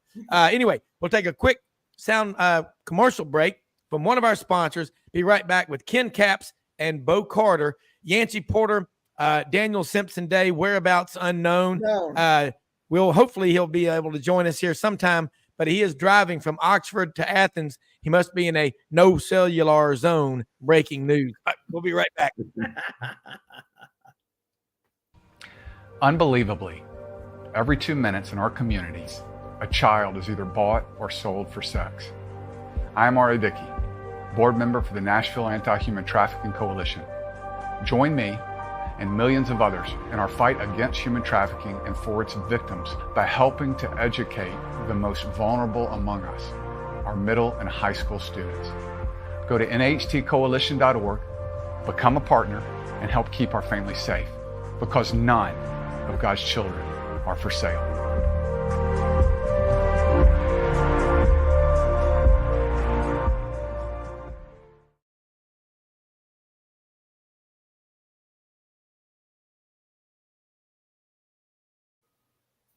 Here with you, and quick, we got one more segment here with these. They are the oracles of Delphi. But I remember what you would have when it was breaking news when we were all coming up. They go dun dun dun dun dun dun dun dun, and it would be like in the middle of a TV show, and Walter Cronkite, we have this breaking news coming in just now. Just moments ago, man first walked on the moon. Exactly. And we have this live coverage. Well, by the way, a lot of people think we never really did go to the moon, that it was done on a movie set out there in Hollywood. And all I can say is that, we have trouble. We can't get Yancy, okay, right now. But Richard Nixon, the president, got right through on the first try on a damn phone call 250,000 miles away. Why, hello, gentlemen. President Nixon. How's the cheese? God bless. Get some new material, Richard. But, I just think that was breaking news, But when Walter Cronkite would take off his glasses and wipe his brow, this is breaking news. Hurricane Camille slammed into the Gulf Coast. Devastation is far and wide. Dan Rather is on the scene. But now you've got this constant crawl, and it's what it's called the desensitization of society. Yeah. Wouldn't you all agree? Bo, you write something in a story, or Ken, that gets people's attention. It's not all breaking news. The boy that cried wolf, you're right. This is the biggest game ever. This is war. No, it's not. No. Go talk to a veteran who's been in combat. By the way, if I'm looking for a movie to show my team about loyalty and teamwork and undying faith, watch this movie, Guy Ritchie, The Covenant. Have y'all seen that? Yeah, I've heard about it. Yeah. Wow. Okay. Especially when you watch it with your brother-in-law who was in Afghanistan and Iraq and Somalia. Unbelievable. The Covenant. Show that to your team the night before the game and let them see what it means. You had an interpreter, an Afghanistan man who lost a family member killed. His wife and his daughter, they had to live in hiding.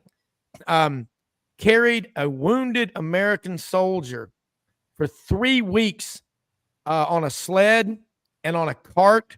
3 weeks to get him back to Bagram Air Force Base. Unbelievable. That's who I want as my teammate, not somebody that's going to check out during the season. Again, I wanted to ask this to Ken. There was a story, Heather Dinich of ESPN.com threw it out there. That's what a lot of the national media does. I'm sorry, but that's what they do. About the Ole Miss football player. $42 million lawsuit by an attorney in Jackson, Mississippi, against Lane Kiffin for violating the mental health issues of this kid. I asked Yancy Porter about it, and I said, nationally, it's a story. I said, but my Ole Miss people, what do y'all say? He goes, well, the kid did not answer emails, phone calls, texts, or any other attempt to communicate with him for a month from his head coach. And when he did meet with Lane Kiffin, allegedly Lane Kiffin said some very poignant things to him, which you would expect when you ignore your boss for a month. Who's in charge here? And the kid was still on scholarship, and I think he still is. Yes. But, okay, mental health is a big deal. We know that. Of course it is. But you can also, claim a lot of things. We got to be very careful, just like these, fake injuries in football games to slow down the tempo and all. Your honor is dearer than your life. Let's just hope people do things the right way Because what does Jiminy Cricket always say? There's two ways to do things. There's the right way, which is the good way, and there's the wrong way, which is the foolish way. And only a fool does things the foolish way. I'm no fool, no siree. I want to live to be 103 like Ken Cap. 93, then it was 103. Ken Caps, the McLaughlin Group. You're wrong. Well, I was gonna go back to what you said, about when Walter Cronkite would interrupt, TV to come on and give real breaking news. Now, when people when the media comes on to interrupt the TV show, people call into the TV stations and gripe about it. Right. They took this interrupting their Bold and the Beautiful or All My Children or whatever it is that's on. And breaking news, Ken Caps. Ken, you're on the scene. It's so funny because I still have a lot of people that work in TV, and they'll tell me, I'll give you an example, and it's really sad. But like all these mass shootings, they'll come on, NBC or somebody will come on, or like in Dallas, where this will happen locally, where they're evacuating a school or shutting down schools in a certain city, like Carrollton or somewhere, and it's a safety issue. They want the parents to know, but they'll get the station will be overrun by phone calls to the newsroom saying, get that crap off there, put All My Children back on. And so it's just so crazy, Amazing. It's amazing. Well, I really liked what one of our listeners, viewers just said. And that's a huge compliment in my opinion, about honest and candid banter, because you know what, that's exactly why I enjoy being on with you guys, is because we do that. We don't try to hype up things. And I always come to this hour with 3 topics that I have researched that are factual, It's not going to just be, just coming off the top of my head with stuff. And I always think if I was somebody sitting out in our audience, what would I think would be interesting, funny, unusual, maybe something that I haven't heard watching ESPN and Fox, the last 5 days, and maybe something about what's going to happen tomorrow that people might not be aware of yet. So, and I think all 3 of us come to the table that way. And, somebody said to me, and, one of my friends said to me, and I thought this was the highest compliment too. Somebody said, you guys sound like 3 dudes sitting in the, sitting next to a river. Okay. I don't know if that's good, down by the river, but sitting next to a river with a campfire burning, on a cold fall night, with a beverage and just telling war stories. And I said, I was just taken aback by that. And I go, wow, that's how I would like it to be, and I think that's a compliment to you, Rob, and all the guests that come on this show. And again, I'm not trying to blow smoke up your skirt, but that's a really good, I think that's a really good atmosphere to have. Well, thank you so much. And you're product of your guests. You get great people around you. It's not my whole deal doing this show is, as a kid, I'll never forget. I was 8 years old. Pat Sullivan's Heisman Trophy speech Thursday night. John Ott from the Downtown Athletic Club took that envelope during halftime of the Georgia game. He said, we have a winner here. One name here. Let's open the envelope. Winner is Pat Sullivan, Auburn. I didn't know you spelled Auburn with an O, Auburn. But anyway, and Pat Sullivan, that was Thursday. And then, you go up there the next week and that awesome Downtown Athletic Club. Back then it was a show. And there's that great picture of Shug Jordan sitting next to Pat Sullivan, who's sitting next to John Wayne. And what's even cooler is Ralph Jordan Jr. is a friend of mine, lives over in Norris, Tennessee, Shug's son. And he said one time when he was in school, in high school, his mother said, he called home and she said, you need to get over to the house. Your father wants you to be over here right now. And Ralph got over to the house, and he goes into the house, and she goes, "Your father's in there. He's got some guests that he'd like for you to meet." And he goes into the den, and there's David Jansen and John Wayne sitting on the couch. Wow. Well, they wanted to meet Coach Jordan because they were over in Columbus filming the movie The Green Berets. Oh, yeah. And, yeah, Ralph got to meet some pretty cool people. Mhm. And, one thing he said, speaking of veterans, is that Ralph Shug Jordan, that's Auburn to me.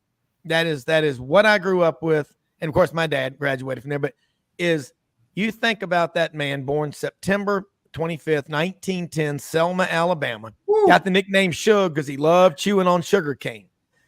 Idiot Savant Friday again, a moment.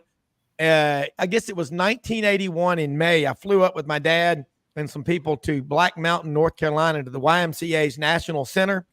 After dinner, you go out on this porch, and they had about 50 rocking chairs that looked out into the mountains. And I see this coach there, and I said, "You're Paul W. Grist, aren't you?" And he goes, "How the hell do you know that?" I said, "You were Shug Jordan's youth mentor at the YMCA that got him into sports in Selma, Alabama." He couldn't believe I remember that. My dad, boy, you got a vast storehouse of useless knowledge in there. But Ralph said, he goes, I don't think Daddy ever one time evoked his record of combat. But just to know it, Shug Jordan fought Rommel in North Africa, fought in Sicily, was wounded at Omaha Beach, June 6, 1944, and 4 days later showed up at a field hospital, and they said, "Captain, you're wounded. You need to be in. Why didn't you come in earlier?" He said, "Because I had a job to do. I'm a combat engineer, and I had to build that road so our boys could get up there and win this damn war." Well, his unit gets decommissioned at the end of World War II out in Seattle, Tacoma, I guess at Fort Lewis. Ralph Jr. said, "Mother bought a brand new car when they, out there to drive Daddy home. And while they were there, the Army said, we need people to go to the South Pacific. And so Shug said, I'll go. He went and fought in Okinawa. And he said, my mother had to drive that brand new automobile all the way across the country by herself? By herself. And to the day she died, and still in heaven above, has never forgiven the United States government for that. That's right. But think about these special people. Coach Bryant was leaving from Nashville, drove across the bridge, was in Arkansas, December 7th, 1941, on a Sunday morning when news of the attack on Pearl Harbor broke. He went back and enlisted in the Navy. Just remember, folks, when you see these people, let them, put them up in the front of the line. Maybe pick up their tab. You got the money, do it. Go out there and help these people. But America is the greatest country in the history of the world. And this show, the fact that we have the right of free speech, we don't have minders telling us what we can and cannot say. We're the greatest country in the history of the world. We have the best guests, the best sponsors, the best listeners, the best viewers, like both of y'all, like Tommy Kane, like Andy Humphrey from up in Columbia, Missouri. This is the fourth straight sellout they've had up there. First time since the early 80s at Faroe Field. Look, I live with a Vol for life. Oldest one's an Alabama grad. My other three are all Auburn. Man, I live in Memphis, the United Nations of sports fans. But, man, this is as good as it gets. Who was it? Willie in Austin. Couldn't be Willie Nelson. Anyway, angels flying too close to the ground. He wrote that on a cocktail napkin on a flight back from Honolulu, Hawaii. What a great song. That's one of the best songs he ever wrote. Would you agree, Ken? I totally agree. Yeah. Y'all get to ever meet Willie Nelson, by the way? That's my dad's favorite singer of all time. I got to meet him. I got to interview him at his picnics back in the day. Unfortunately, we're out of time. I've got several great Willie stories, and just tell us one. We got a minute or two. Well, okay, real quick. When I was working at the CBS station in Austin, and his picnic was out on Lake Travis in a place called it's right around Mansfield Dam. now that place is just covered in suburbs, but it was just a field. Okay. Yeah. It looked like Woodstock out there. And you couldn't really get there by road. So it was the 4th of July picnic. So July 4th, we flew a helicopter out there. Okay. And it was so damn dry and hot as we're trying to land that helicopter. We're kicking up all this rocks and dust and everything. And all of these hippies are around us, flipping us off, telling us to go to hell. And so we couldn't even land the damn helicopter. So the helicopter pilot got about 2 feet off the ground. He goes, okay, you're on your own. So we jumped out of that helicopter, and some guys, and it turns out to be Pootie, who just recently passed away a couple of years ago. He was his road manager.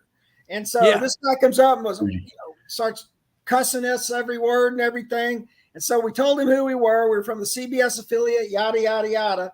And so after we finally kind of calmed him down a bit, I had to ask him the ultimate question after he's so mad at us. Well, would it be okay if we interviewed Willie? I love it. And so Whiskey River, take my mind. And so, this is before he was going to go on. So by hook and by crook, this guy agreed to let us interview Willie.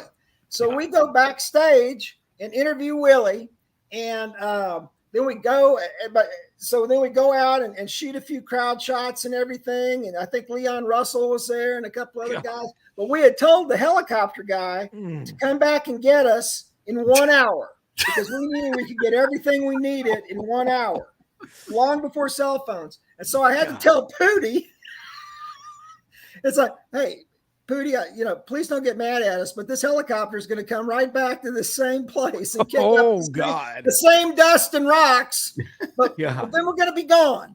And so this guy, cussed us out a little bit more, but okay. Rah, rah, rah, rah, rah. And so we were so glad to see that helicopter. And so he did let us finally land the thing. We jumped on and boom, we were gone. 1 hour. 1 hour. The extraction point at 1730 hours. Copy. That's exactly right. But boy, the way that thing started, I can still see it in my mind right now. All these shirtless hippies and topless women and everybody else, they were sure mad when they were getting hit by those rocks and dust and everything. But we still got the interview with Willie. Well, topless, shirtless hippies. Wow, that does sound cool. I mean, look, you can't beat Texas. And Willie, Waylon, Bob Wills is still the king. Yeah. I'll be listening to that. Ken, we didn't get back, Ken, last night till about 7. Been in Clarksville all week checking on the mother-in-law with the brother-in-laws. Man, what a time we had. What day? It is Friday. I know it is. The Texas duo's on. Okay, let me say this. Most often we see the face of Christ in the least among us. You don't have to think hard to know what that means. Go out and make a positive difference every single day. There's somebody, my wife pointed out, you see somebody walking down the road, looks like they're not doing too well. There's a family out there somewhere in America that's up at night praying for them and hoping for them. Help people out whenever you get a chance. All that you got, the money and the possessions you got, George Strait is dead right. You can't take it with you. They don't put luggage racks on hearses. Do all the positive that you can every chance you get. Ken, let people know how they can follow you and Bo, and we'll tag out, and we'll do this again tomorrow. At Texas Six-Man Ken on X, and at FWAA on X. All right. And Mr. Bo.